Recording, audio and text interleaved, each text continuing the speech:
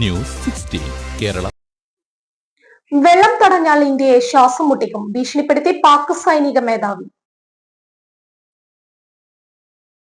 സിന്ധു നദീജല കരാർ റദ്ദാക്കിയ വിഷയത്തിൽ ഇന്ത്യക്കെതിരെ പാകിസ്ഥാൻ സൈനിക വക്താവ് രംഗത്ത്. പാകിസ്ഥാൻ സർവകലാശാലയിൽ നടന്ന ഒരു പരിപാടിയിൽ lieutenant general Ahmed Sharif Chaudhary നിങ്ങൾ ഞങ്ങളുടെ വെള്ളം തടഞ്ഞാൽ ഞങ്ങൾ നിങ്ങളെ ശ്വാസം മുട്ടിക്കും എന്ന് പറഞ്ഞു.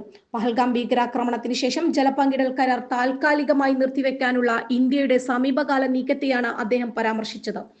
സൈനിക ഉദ്യോഗസ്ഥൻ ഒരു ഓൺലൈൻ സംവാദത്തിൽ ഏർപ്പെടാൻ ശ്രമിച്ചു. അത് പെട്ടെന്ന് ഒരു പുതിയ വിവാദത്തിലേക്ക് നീങ്ങി.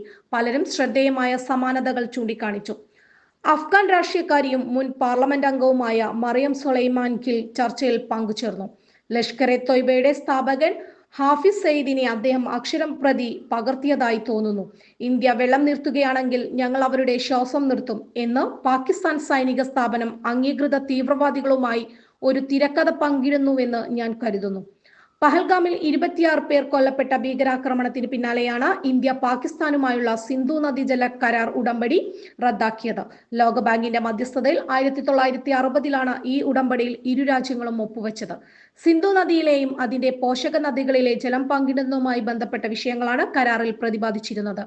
ജല ഉപയോഗത്തെക്കുറിച്ചുള്ള വിവരങ്ങൾ ഇരുപക്ഷവും പങ്കിടണമെന്ന് ഈ കരാറിൽ വ്യവസ്ഥയുണ്ട്. News 16 news desk. പക്ഷമില്ല, വിവേചനമില്ല. നേരിനൊപ്പം, നാടിനൊപ്പം, നാട്ടുകാർക്കൊപ്പം. News 16 Kerala channel.